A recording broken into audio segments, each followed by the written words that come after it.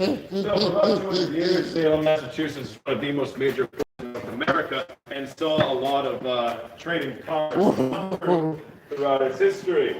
Salem became one of the wealthiest towns in North America for a long period of time until about the War of 1812. I'm going to guess when, that's a lot their of, gambling habit. Yes, around the War of 1812, Salem's history began to decline a bit, and it switched from a port town to more of a factory town for a while.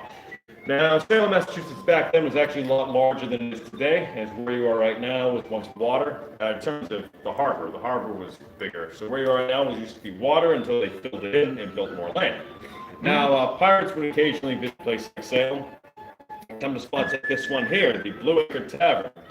The Blue Acre Tavern used to be located down the street that way. It's no longer around. It was around in the 17th century and 18th century as a popular spot for mariners. However, when you're attracting all kinds of different mariners, you'll probably attract illegal mariners too. Pirates would occasionally come in and spend all their money, which is what pirates like to do. They like to spend their money in port so they can have a good time because they were at sea for so long, they wanted to have fun while they could. And then they'd go out to sea and get more. Pirates often had very short lifespans, which also was a major reason why they wanted to have fun while they could.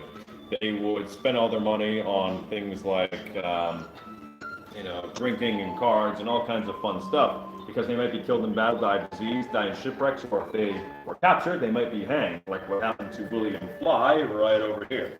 William Fly here was only a pirate for about 3 months in 1726 when he was captured and sentenced to hang. Now, Fly had a very, disdainful view of his own execution. For one thing, William Fly came with a knot of flowers that he presented to the executioner as a way of showing penance. But also, he didn't like the way his own noose was tied, so he untied it, tied a better knot, and insulted the executioner for his sloppiness. William Fly's death is often used to mark the end of the golden age of piracy, as he was sort of the last major pirate of that era, and by that point, a lot of the other pirates had already been taken care of. William Fly also operated at a time when maritime law enforcement was becoming a lot stronger.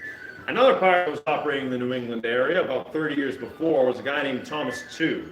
Thomas Tew here was born in Rhode Island, which earned him the very scary nickname of the Rhode Island Pirate. He's also known as the Gentleman Pirate for the very gentlemanly conduct that he showed at all times to people. He also managed to become friends with Benjamin Fletcher, the governor of New York at the time. Fletcher would often invite Tew over his place for parties and to tell him stories.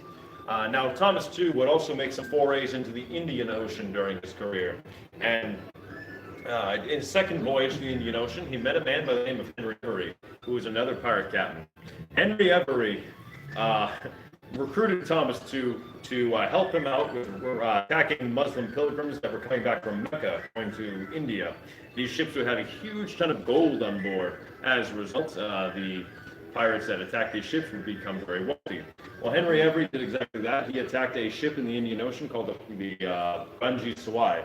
The Gunji Sawai had a huge amount of gold on board that allowed Henry Every to retire immediately from piracy. On the other hand, Captain Tew attacked a ship called the Fateh Muhammad. Unfortunately, the Fateh Muhammad fired grape shot from its cannons that hit Thomas Tew in the stomach and killed him. Now, grape shot kind of works similarly to a shotgun, except fired from a cannon. Shotguns fire what's called shot that's spread out at close range and fire small projectiles. Grape shot's basically the same thing, but fired from a cannon. Now, Thomas Tew's death in 1695 took a while to reach the rest of the world, that they didn't really know he was dead for a while. So people were still being hired to hunt Tew even after his death. One such pirate was a man by the name of, one such man was named William Kidd. And Kidd was a privateer, which is kind of like a legal pirate. You're hired by the government to hunt enemy ships during times of war or to hunt pirate ships. And William Kidd not only fought against pirates, but also against the French, England's enemy at the time. And William Kidd also would occasionally commit acts of piracy at the behest of his men. In one instance, in 1698, Willie Kidd was in the Indian Ocean and he attacked a ship called the Quedagh Merchant. He found the ship had passes from the French East India Company, which meant that the ship was under French protection. So Kidd saw it as a legitimate target. But the ship also turned out to have an English captain, which Kidd was not licensed to attack ships with. And so he ordered his men to return the goods they had taken, but his men refused. As a result, he kept the ship and kept the goods, and when he returned to Boston, he ended up being arrested, put on trial for piracy in London. At his trial, he ended up being found guilty and was sentenced to hang for 5 counts of piracy and 1 of murder. However, what ended up happening was when he was being hanged, the rope actually snapped, and Kidd fell into the mud of the River Thames. And some people took that as a sign that Captain Kidd was truly innocent and should be let go. On the other hand, the judge took it as a sign that he needed to buy better quality rope, so he was hanged again and Kidd died for real. After his death, Kidd's body was gibbeted, like so. Gibbeting is when your body's dipped in tar and then placed inside of an iron cage known as a gibbet and left in the harbor as an example to those who would turn to piracy. Many people were gibbeted throughout the golden age of piracy, including William Fly, and Captain Kidd's body hanged up for 3 whole years before it was finally taken down. A lot of privateers ended up turning to piracy over the years, especially when the wars they were fighting in ended and they were now without a job. Many of them would become pirates. I give you a few examples of that and some other pirate stories. Follow me upstairs. Okay. William Kidd was, oh, so I guess it was William Kidd. Was he the one that was arrested for the assault or whatever it was? For the murder, you mean? Yeah. Yeah, so what happened was in 1697, But he encouraged to attack a Dutch merchant vessel by his men, but he refused. One of his men, William Moore, got very angry about this, called Kidd a lousy dog, which Kidd responded, if I'm a lousy dog, it's because you have made me so. Picked up a wooden bucket and hit Moore over the head with it and killed him. This didn't help out Captain Kidd in the long run. Now, where we're standing right now is what's called the Charles. This was a privateering vessel commanded by William Ploman in the early 18th century. Is that William Ploman? That is not William Ploman. I'll tell Okay. you who he is in just a second. William Ploman was given a letter of marque by Joseph Dudley, governor of Massachusetts Bay Colony, and told to go fight the French and the Spanish off the coast of Newfoundland, Nova Scotia, and Acadia. At the time, England and France were at war in what was called Queen Anne's War. Queen Anne's War was a conflict in North America between the different colonial powers, and a lot of privateers got their start, including men such as Benjamin Hornigold and Blackbeard. These 2 privateers would later become pirates after the war ended.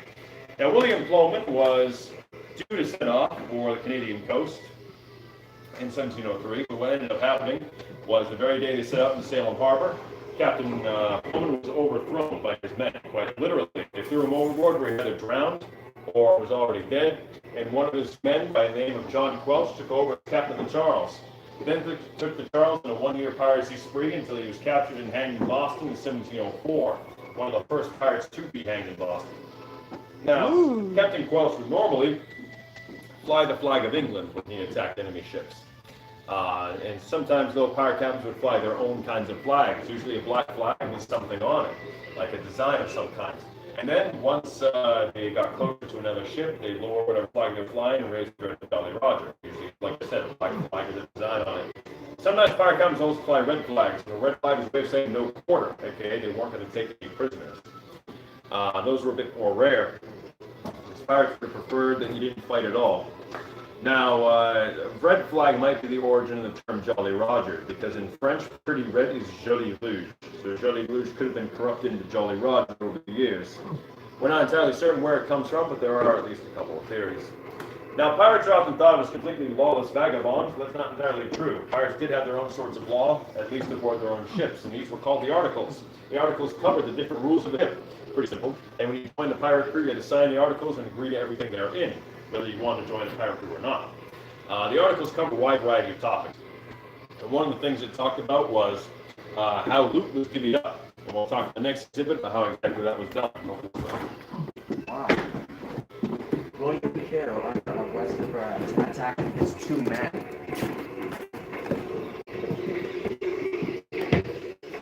Whoa, this is a treasure trophy. I'm getting stuff. So, you'd have to get your fair share. You see, that's how pirates divvied up their loot. Depending on which articles you're looking at, they varied from ship to ship. Each pirate crew member would get their share in a different way. So here's Ned Lowe's articles, for instance. In Ned Lowe's ship, each crew member was entitled to 1 share of the loot, but the officers would get a share and a quarter, the quartermaster got a share and a half, and the captain got 2 whole shares. Another example of articles being divvied up comes from there's a set of articles I'm aware of where it's divvied up like this. Each ordinary seaman was entitled to 1 share, junior officer share a quarter, senior officer share and a half, captain and quartermaster 2 whole shares. And once they got their money, they'd usually spend it pretty much as soon as they got it. They'd spend it on something like, having fun in town. But very rarely a pirate would also buy a pet, like parrot here. Parrots were kind of rare in terms of pirates, but they were something that pirates would occasionally take as pets. Parrots are kind of high maintenance and expensive, and you only get in Latin America, so they weren't as common as something like a dog or a cat, where you can get those anywhere. A cat's actually a really good pet to have on board a pirate ship, because ships of this era were inundated with rats. Having a cat on board would take care of the rat problem for you. Now, only about 6 articles have survived into the modern day.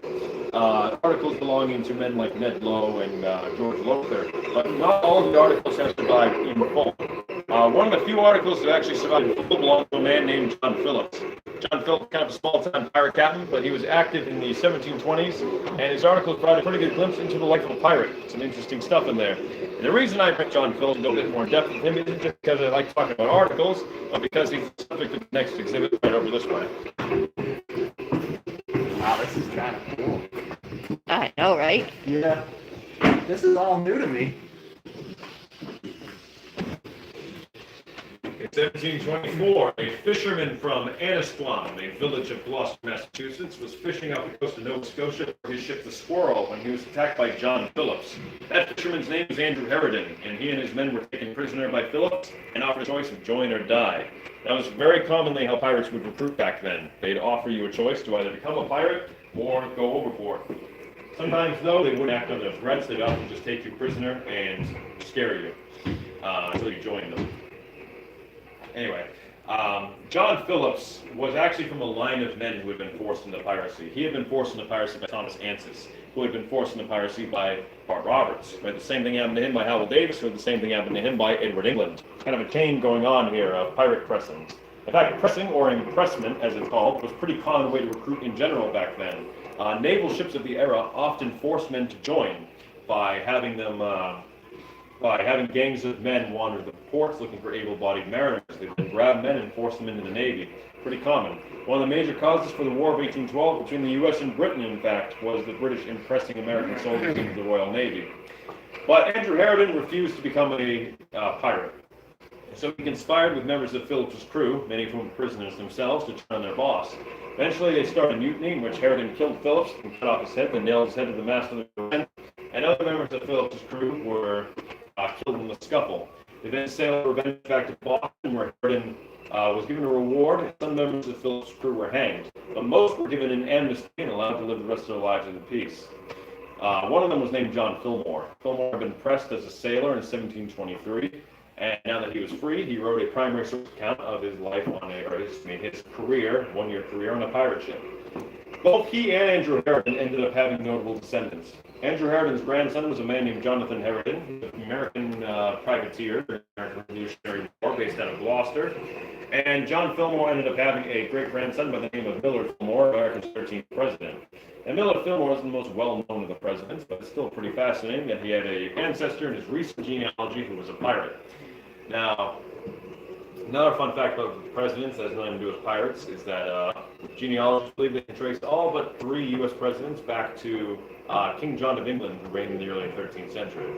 Now, that's actually all we have for the speaking portion of the tour. Downstairs will be a self-guided portion with some plaques on the wall, exhibits to see downstairs. 2 of the plaques are historically valid. They're about Philip Ashton and Pedro Gilbert. 2 are based off New England folklore, Thomas Veal and Captain Kidd. And 1 exhibit has Blackbeard, but has nothing to do with actual history, so disregard the information. Anyway, before I send it down, do you have any questions you want to ask? Trying to think of one. Who's the person getting his head chopped off? That's John Phillips. That's okay. Never mind. John Phillips. So John Phillips was the person that got his head chopped off? Yes, he was the pirate captain that the men rose up against. Oh. I have one final question. I've heard that the place gets haunted at 2 a.m.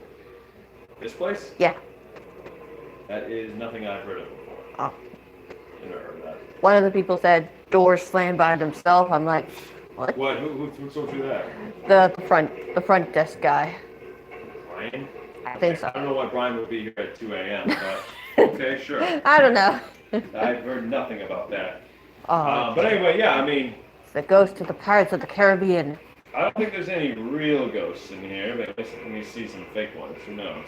Okay. Anyway, Ooh. have fun downstairs, and we'll see you when you come out. Okay. Well, one final question now. Who was the person that chopped off John? John Phillips' head, that would be Andrew Harridan. Oh, and he was the character of which Which doctor was Andrew Harrigan? Sorry? Was Andrew Harrigan? Yes. Was he the ship captain? He was the captain of the Squirrels.